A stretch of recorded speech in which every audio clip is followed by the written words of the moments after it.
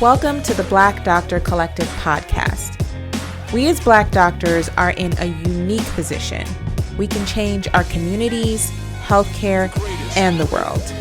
Of course, we start by changing the way we see and value ourselves. I'm your host, Dr. Shanika Horn, pediatrician and physician coach, travel extraordinaire. I am so happy to have you here and listening. So let's get into it.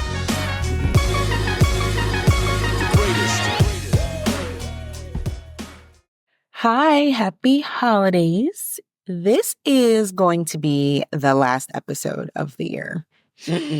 Where did 2024 go? I don't know. I was even trying to think maybe I should reflect on what I've done this year. And I'm like, I don't even know what happened this year. Let's be real. I had to go back through my little photos. And now that Apple has updated their iPhone Photos app, I don't know how to find nothing, y'all. I'm old. I'm 40. Okay.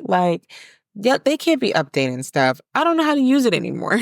So I tried that. What I'm going to talk about instead is evolution and creativity, and how, as you're evolving, you need to leave room to be creative, especially in your life and the things that you're deciding. So this was triggered by a call I had this week with a potential negotiator. I had a doc come to me and talk about how, she had a job offer on the table that she was considering. And she wanted to know, and this is what a lot of people come with, I want to know if it's a good deal. Is this going to be a good deal for me? What do you think? And I don't want to fall into all the pitfalls that people talk about or the ones I don't know about. So let me tap into someone who knows, which is me. So that was the premise of the call.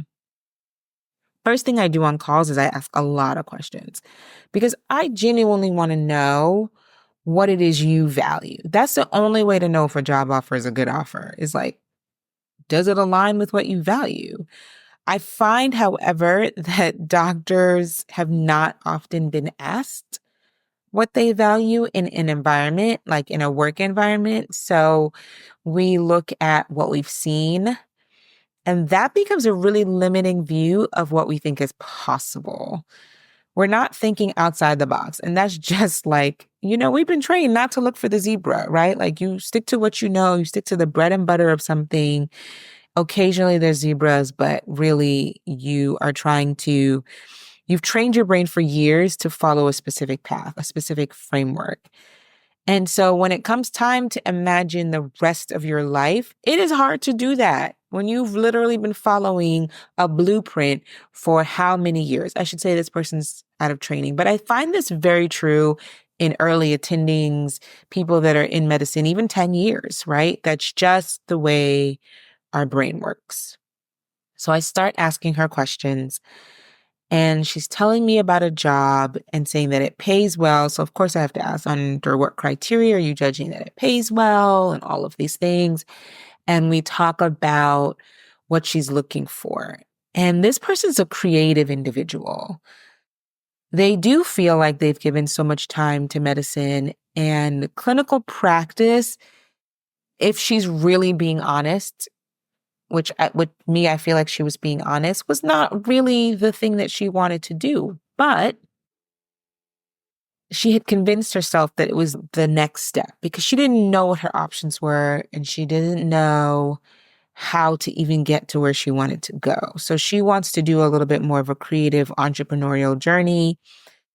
And in order to do that, because she doesn't know how to do that, she was like, I'll just take this job in the interim, and then I can use this job to then eventually evolve into what I want to be.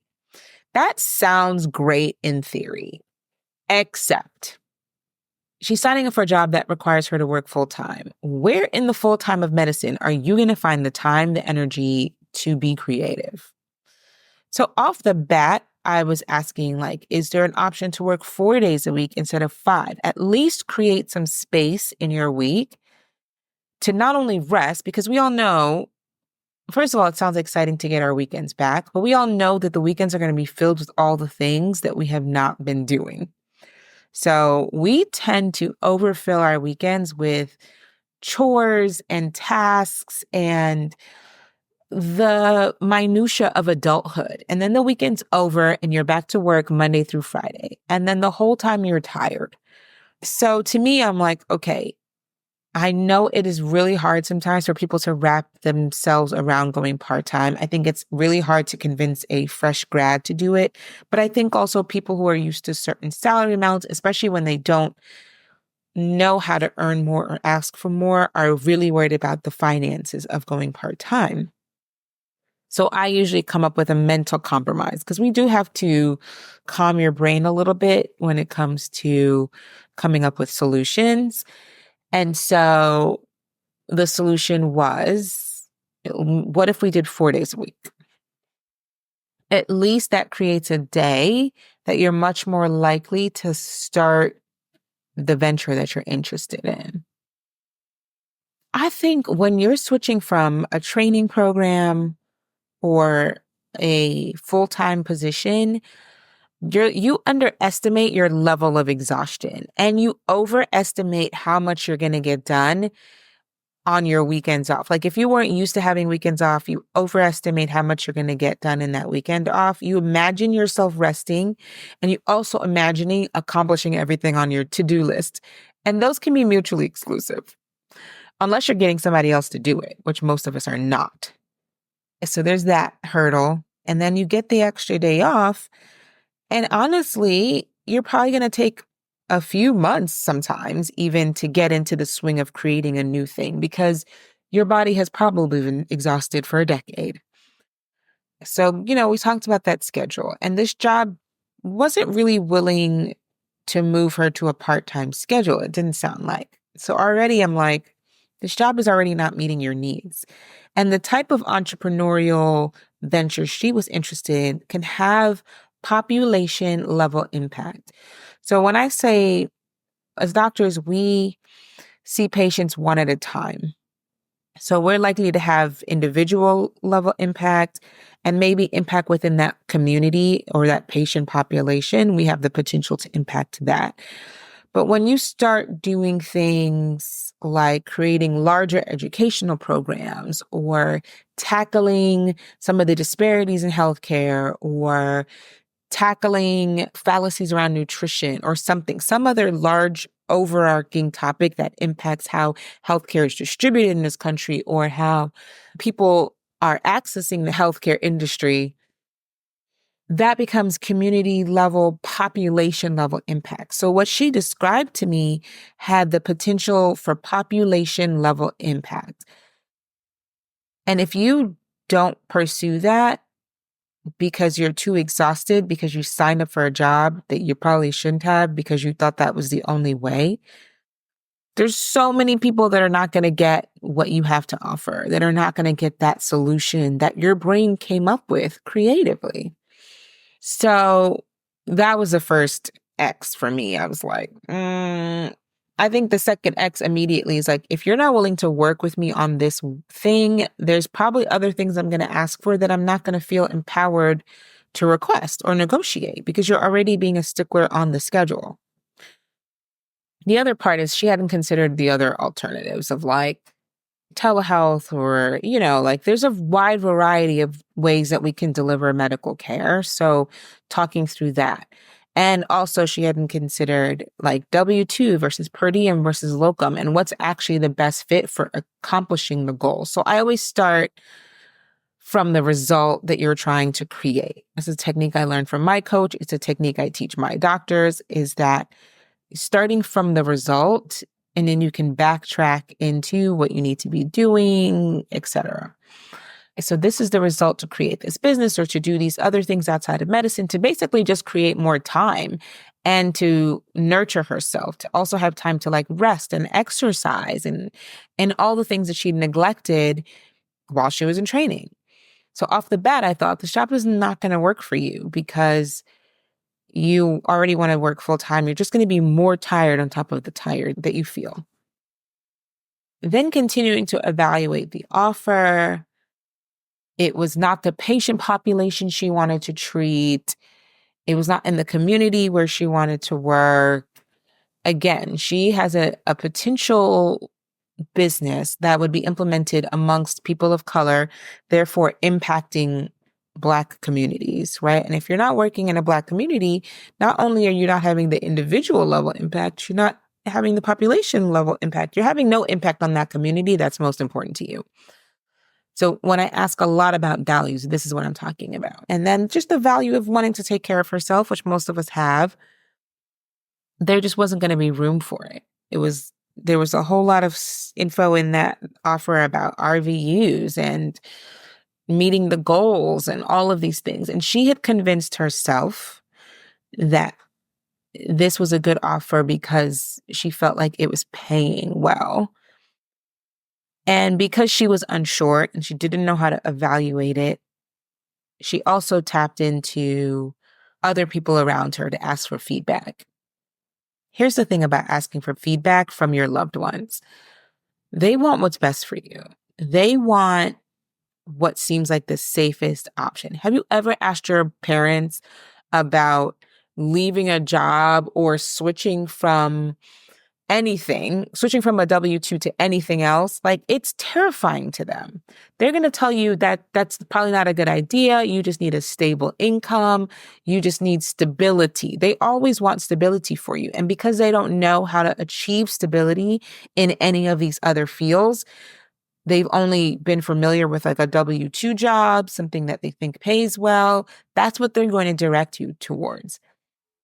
The problem with that is you don't ever get to see how other job environments will be better for you and can be equally as stable. I've had locums jobs that would have lasted into perpetuity, but I didn't want to stay there. Like, I'd worked there maybe 9 months and then I decided to leave and they asked me to still stay, right? So the per diem job I'm in right now, I've been in since February. It's December. It's like the longest I've stayed someplace.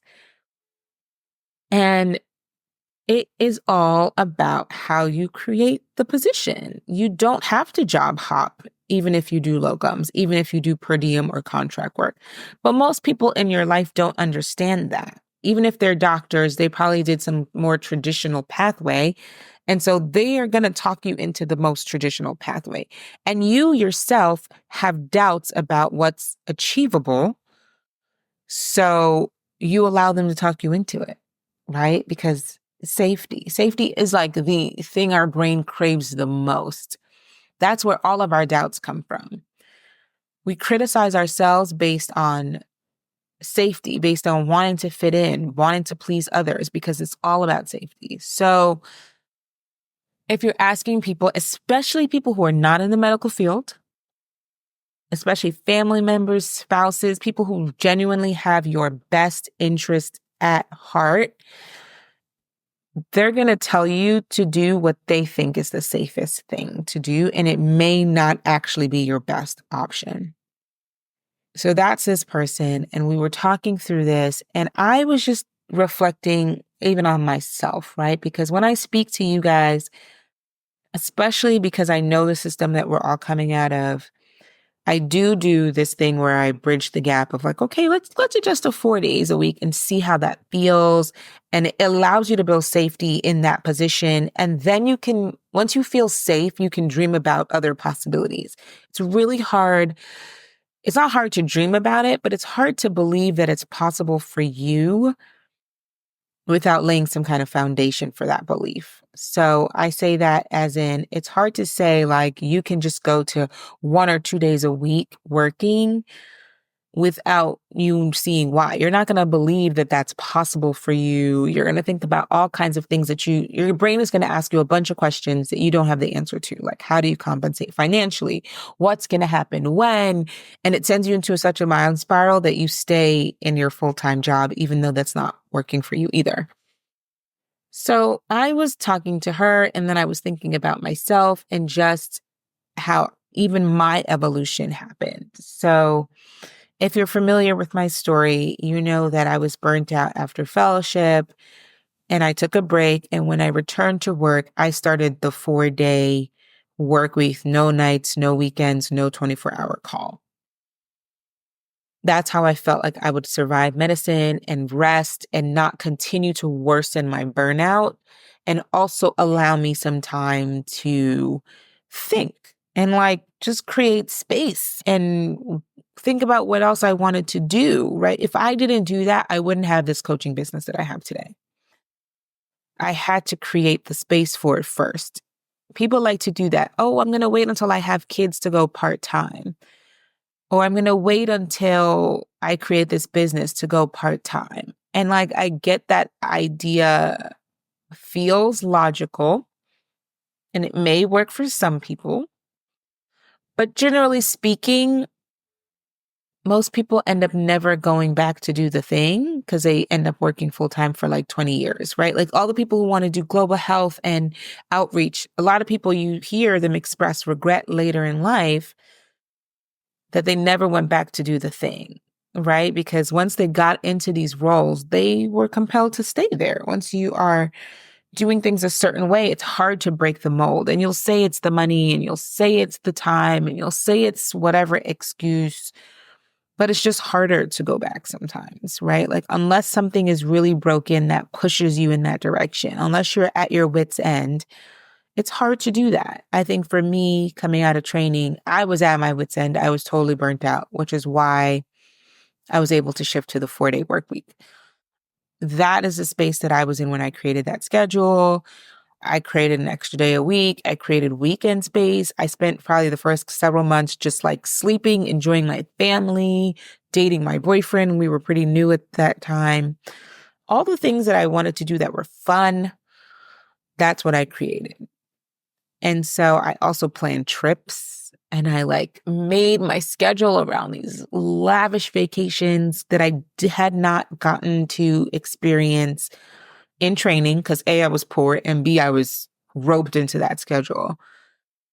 So it was an opportunity for me to start living this life. And so I created what I thought was reasonable.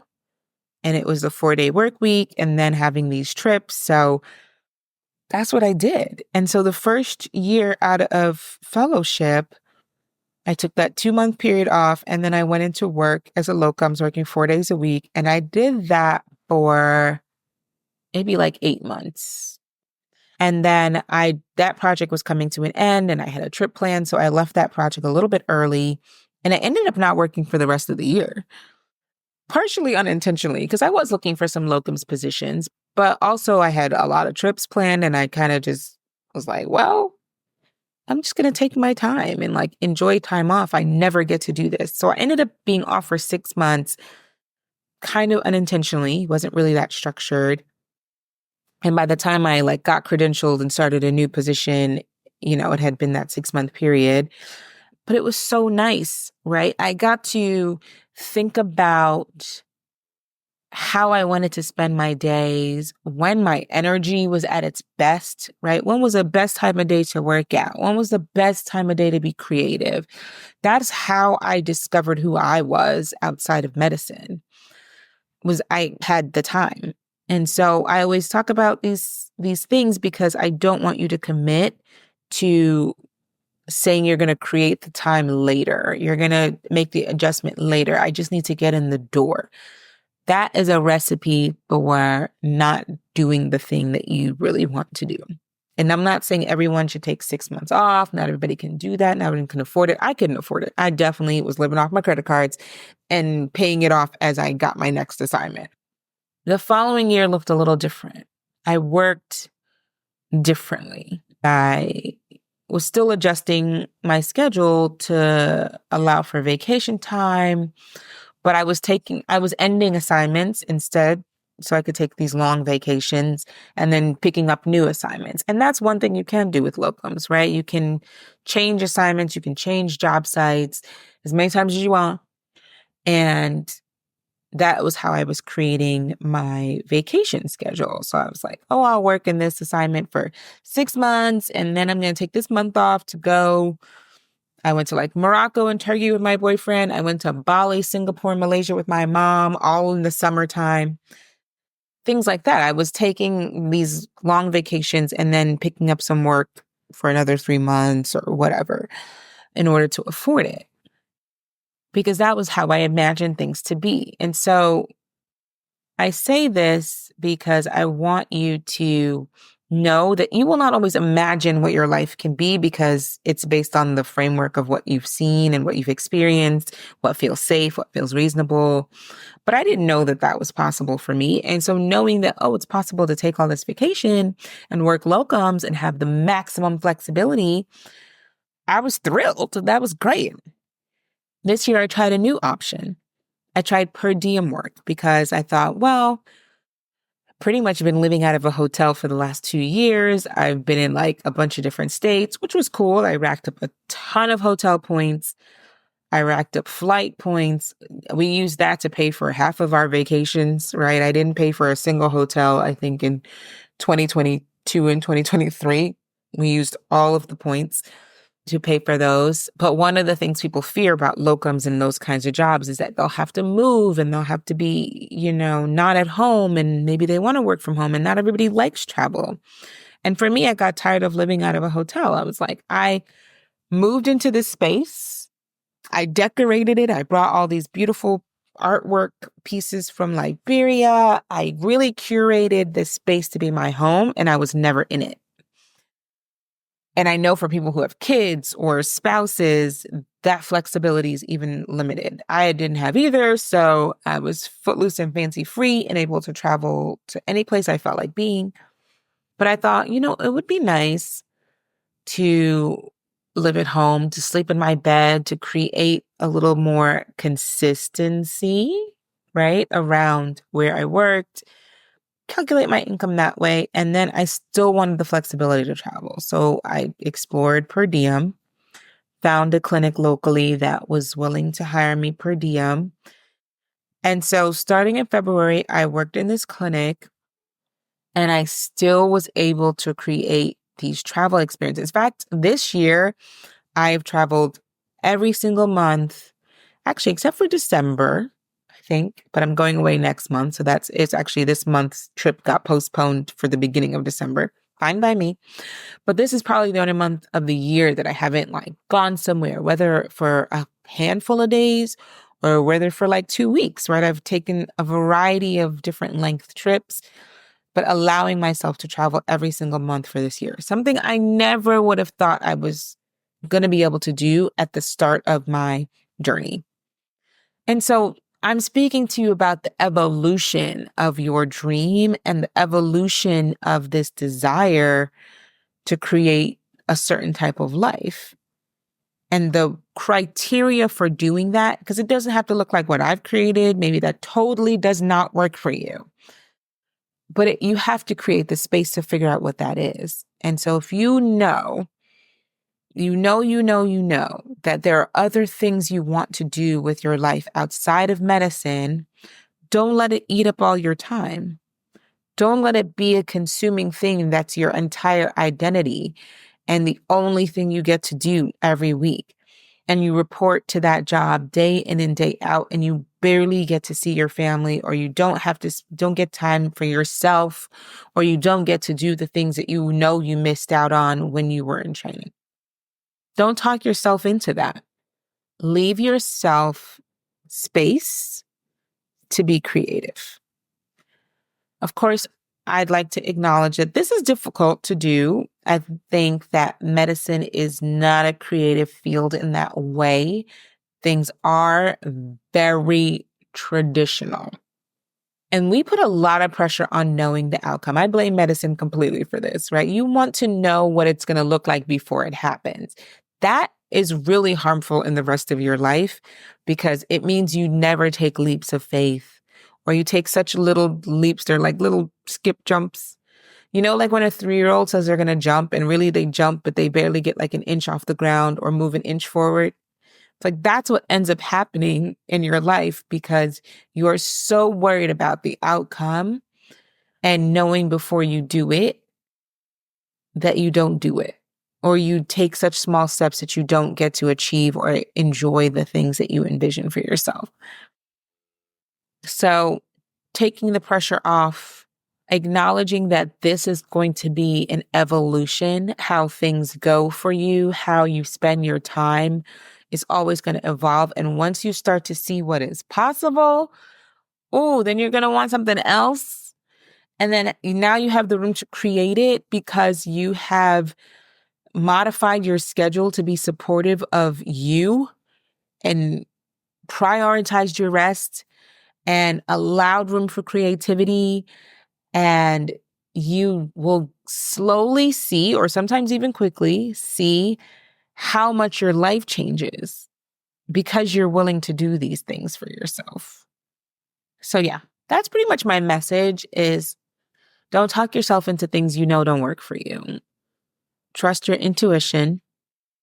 Think about what the result is you're trying to create first. So for me, I was always trying to create a life where I felt fulfilled and valued in my workplace, where I thought I would be doing a good job, which meant not seeing a million patients, having time to think about my patients, being refreshed when I was at work and generally positive. Like my coworkers talk about it all the time, how positive I am.